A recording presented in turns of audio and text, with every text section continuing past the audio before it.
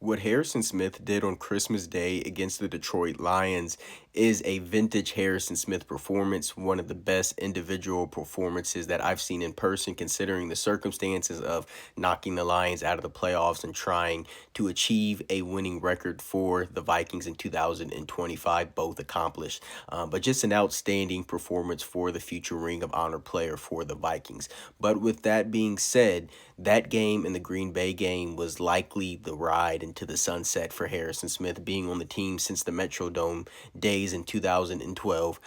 Also, Josh Metellus, he is a safety, but you wouldn't classify him as a traditional safety.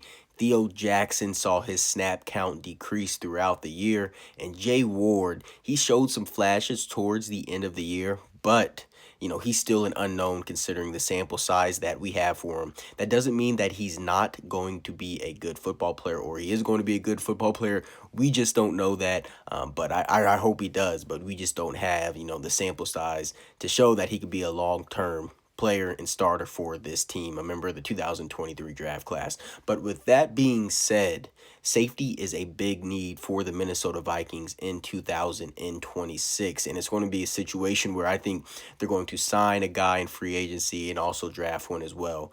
Luckily for this team, there is a lot of free agent safeties to go after. And then in the draft, they're probably not going to get Caleb Downs out of Ohio State. It would be awesome if he fell to 18, but there's some names there that are likely going to be there at day two. Emmanuel McNeil Warren out of Toledo, Kamari Ramsey, USC, and Dylan Thieneman out of Oregon, are going to be there for the Vikings probably when they select around. I think their second round pick is at 49.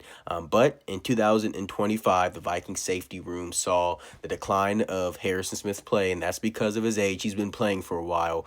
Josh Metellus got hurt, and then you had the inconsistencies with Theo Jackson and Jay Ward, still an unknown, like I said. So, and plus, in 2024, the safety room had 9 interceptions. That number decreased to 4 in 2025.